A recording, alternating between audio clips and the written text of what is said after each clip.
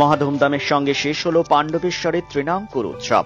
এই উৎসবের শেষ দিনে প্রায় 10,000 ভক্তদের নরনারায়ণ সেবা করা হয় এবং পাণ্ডবেশ্বরের বিধায়ক নরেন্দ্রনাথ চক্রবর্তী সাধারণ মানুষের উদ্দেশ্যে অ্যাম্বুলেন্স পরিষেবার উদ্বোধন করেন।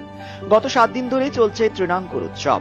অনুষ্ঠানের সূচনা লগ্নে সমাজের গুণীজনদের সংবর্ধনা দেওয়া হয় এবং পুজো শুরুর দিন মহাধুমধামের সাথে শোভাযাত্রার মাধ্যমে মায়ের ঘট আনয়ন এবং পূজার যজ্ঞ অর্চনা করা হয়। এই তৃণাঙ্কুর উৎসব ঘিরে ছিল পাণ্ডবেশ্বরে মানুষের চরম উন্মাদনা।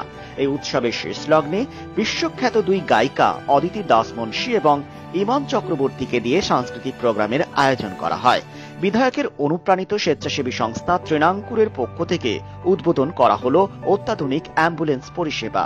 এই উপলক্ষে বাঁকুড়ার সুভাষ কলোনিতে তৃণাঙ্কুর কার্যালয় চত্বরে একটি অনুষ্ঠানের আয়োজিত হয়।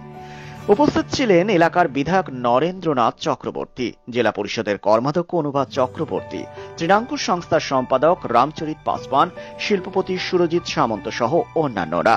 বিধায়ক নরেন্দ্রনাথ চক্রবর্তী বলেন, প্রতি বছর তৃণাঙ্কুর উৎসব মহা ধুমধামের সাথে পালিত হয়। সেই উৎসব সাধারণ মানুষের। এই উৎসবে সাধারণ মানুষের প্রাণখোলা উচ্ছ্বাস দেখা যায়। উৎসবের শেষ লগ্নে আমি সাধারণ মানুষের জন্য এই অ্যাম্বুলেন্সটি উৎসর্গ করলাম। এতে আইসিইউ, ভেন্টিলেশন, অক্সিজেনের সুবিধা রয়েছে। এই ধরনের অ্যাম্বুলেন্স আগে এলাকায় ছিল না। সব ধরনের সুবিধাযুক্ত এই রকম অ্যাম্বুলেন্সে মুমূর্ষ রোগীকে হাসপাতালে পৌঁছানোর জন্য মোটা টাকা ভাড়া দিতে হয়। এখন থেকে এলাকার মানুষ খুব স্বল্প মূল্যে 24 ঘন্টা এই অ্যাম্বুলেন্স পরিষেবা পাবে বলে নরেন্দ্রনাথ বাবু জানান।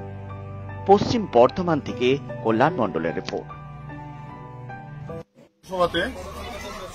নির্বাচনের পর আমাদের স্বপ্ন ছিল, ঠিক নির্বাচন শেষ হওয়ার পরেই আপনাদের মনে আছে যে আমি কাউন্টিং হল থেকে বেরিয়ে বলেছিলাম যে আমাদের প্রথম প্রধান লড়াই হচ্ছে কোভিডের বিরুদ্ধে লড়াই।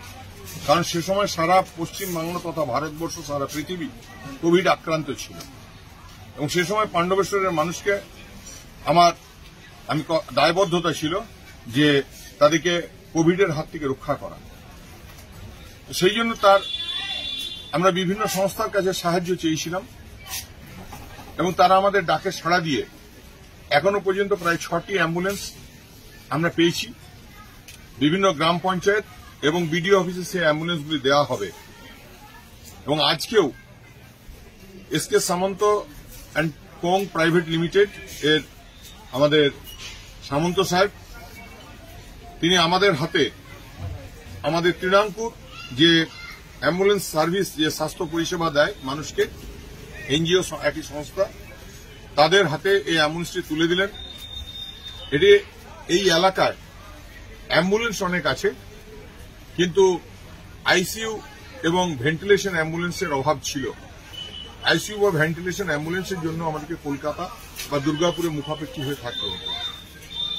আজকে এই এলাকার মানুষের সেই অনেক দিনের চাহিদার পূরণ হলো, আমরা তাদেরকে ধন্যবাদ জানাই এবং সেই সঙ্গে এই অ্যাম্বুলেন্সটি আজ থেকে মানুষের সেবায় তুলে দেওয়া হলো।